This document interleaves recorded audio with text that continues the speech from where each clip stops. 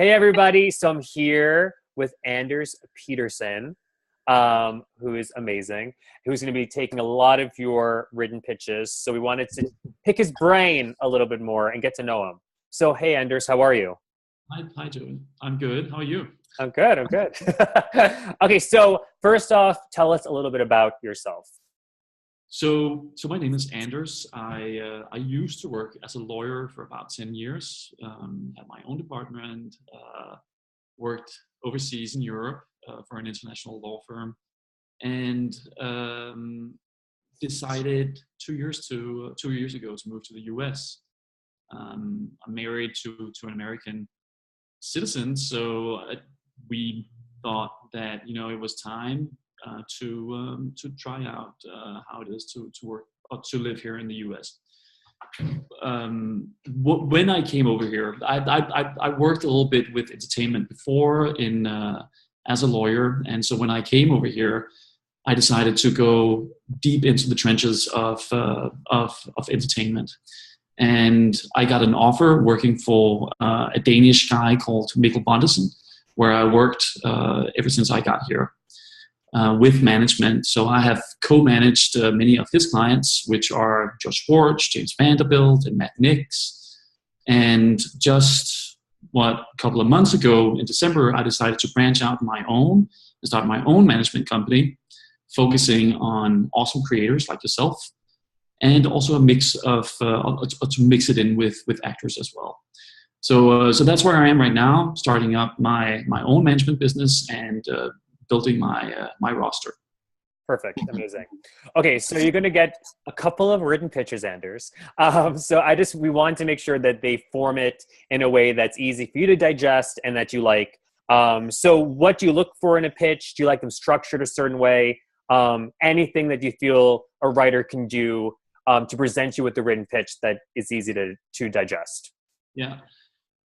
So I don't really have any preference on how you guys structure it. I would say it's probably a good idea for you to put up the log line first, so I can go over that pretty easily. But I really don't have any preference. What I look for in a pitch, more to the material side of it, I look for an original idea, something that is simple and easy to relate to. So the way I would say if you structure that so it's easy to digest, I would say that would be the best way to go about it.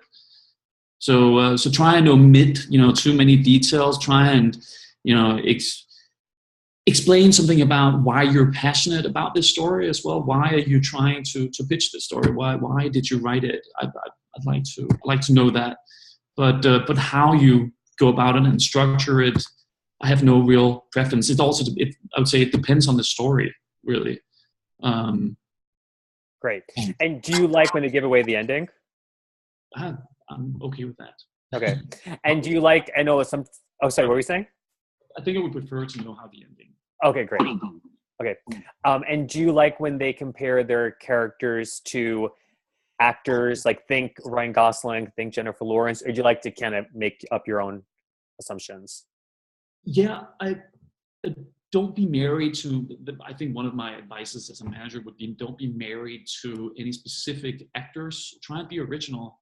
Try not to build it around some already existing actors that are out there.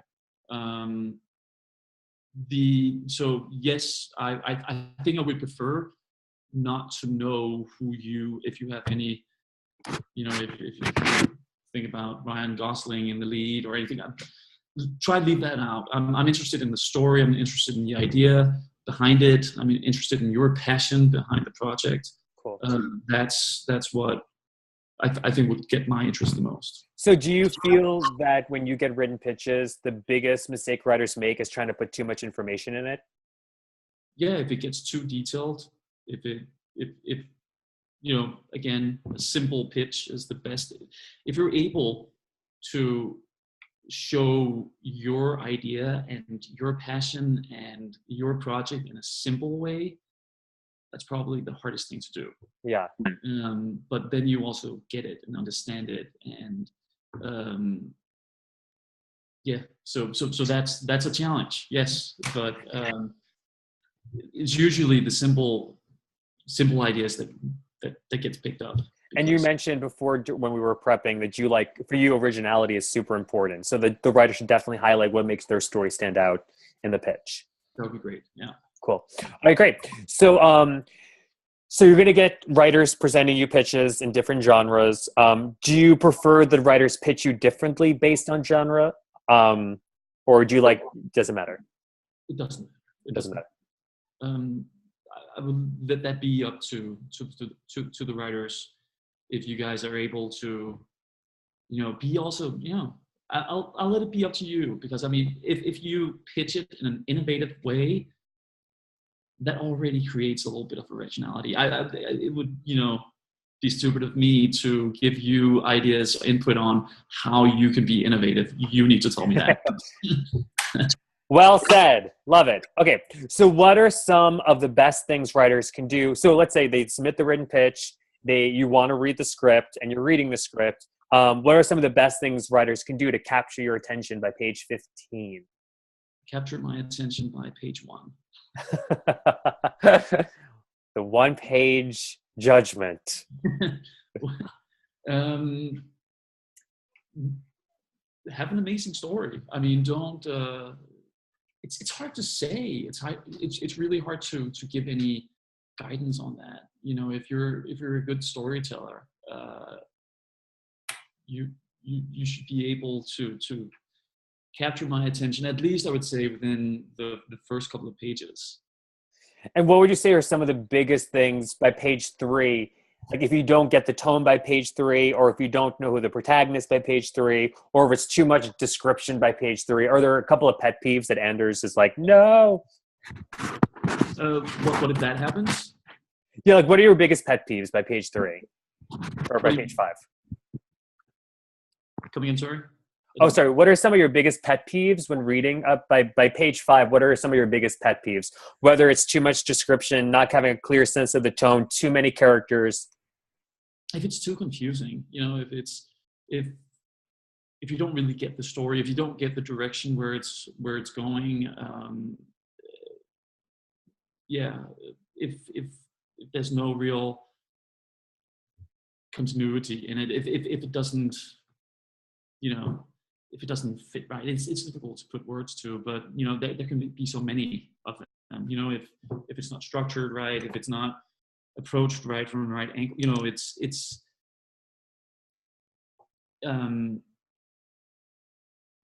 yeah, I would say, if it's confusing, if the script is confusing from, after page 3, Sure. but I would, even though if it is confusing, I would still continue reading until the end. If I'm interested in the idea and I'm interested in the project itself, I would always continue writing till the end. So it seems like I'm sensing a little bit of a theme where everything for you, streamlining an idea is the most important, like getting right to it. Don't worry about all the fluff, like just making sure that the central through line is very clear, and easy to digest, which is great. Okay. So I get this question all the time when writers are approaching managers. How many scripts should a writer have before approaching managers? I'd say that also really doesn't matter. If you have an amazing script, just one, we can look at that, and then we can maybe look for representation regarding that one script. Once you produce more scripts, we can look into a different type of management after that, and we can maybe, if it makes sense, then we can move into representing you as a writer. There are a million ways of structuring it, also management and representation. Cool. And this wasn't one of the questions that we prepped you on, but I'm very curious because you have a European background. What's the main difference between the European market and the American market? Well, the European market is not as big as the US market. Obviously, everyone in Europe is trying to take their projects to the US, for many obvious reasons.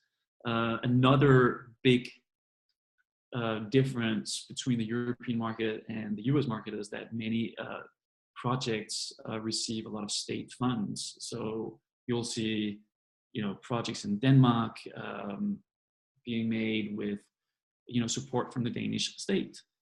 You can realize projects there without too much overhead. Basically, that's one of the biggest differences from here to there. Here it's very commercial. Here it's only commercial. It's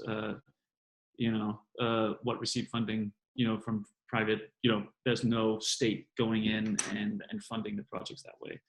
And if an American writer has a project that's very much based in America, is it worth them to try to explore production companies in Europe? Well, if it can be worthwhile, if you place some of the production overseas, then that would open a possibility of receiving funding from some of the states there. Definitely, maybe you can do some of the production, maybe do some of the shoots in Europe. If you do that, then you would open yourself up for other subscriptors. Definitely. Great. And then besides having a solid script that's streamlined, to the point, easy to digest, what's another thing a writer can do to really make them a solid client for you?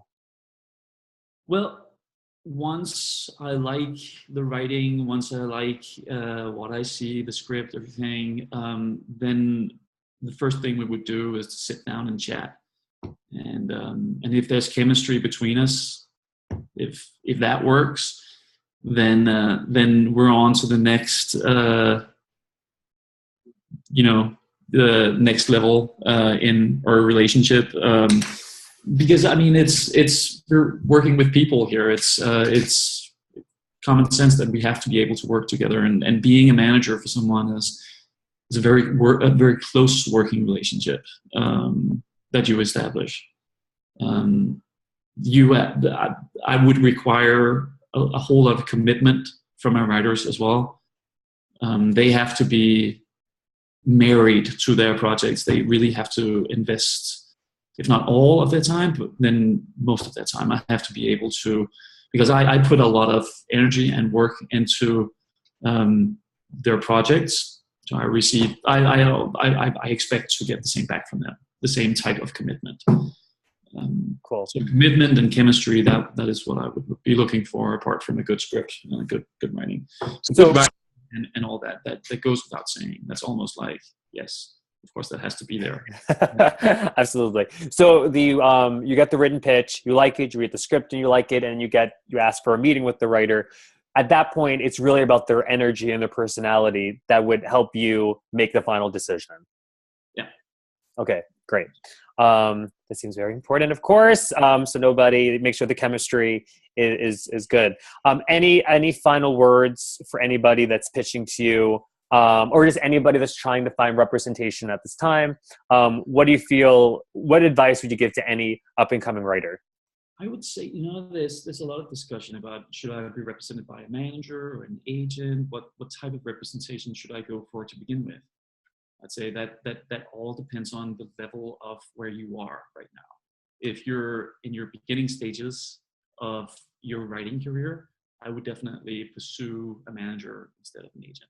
And that's not to try and compete with agents in any way or anything like that. I just think that if you do get representation by an agent, they have probably 150 other people like you, and they don't have the same time and commitment available to them to go in and develop you as writers and as a manager does. So I think start out looking only for a manager, and in doing so, be critical as well. You shouldn't take anyone who is approaching you. Of course, it's always an honor to be approached by a manager, but you have to be able to get something from that manager as well. You have to be critical of what kind of relationships does this manager has, what kind of experience does he have, what can he give you that another manager can't give you. Be critical in that way, but then also look for a good chemistry, look for a good rapport, because you're going to be working very closely with this guy for hopefully a long time. So if a writer comes in for a general meeting, you would want them to ask those kind of questions. It wouldn't be it wouldn't No, that would be like never put me off. I would think, I would kind of expect that. It's natural. I would expect my writers to be. I would actually be a little bit concerned if they didn't. If they don't ask those questions, it's like, have you even put any thought into it? You're just ready to be signed immediately. It almost seems kind of desperate and stupid, to just walk into such a tight commitment and relationship from day one. It's like, you don't get married on the first date, right? At least, well, we're all different, huh? But yeah, no, I totally get your point. I think that's very, very good advice. I definitely see writers jumping into things too fast because they get so excited, and then a year down the road, they're like, "Well, that was not beneficial to me at all." So it's good. So if anybody gets a meeting with Anders, you interrogate him, you shine the light on him, and ask all those questions. Well, cool. Anders, thank you so much for this. I know the writers can be really excited to submit their written pitch to you in February. And we will talk soon. Sounds good. Thank you. And thank you for your attention. Awesome. Thanks, Anders. Talk to you soon.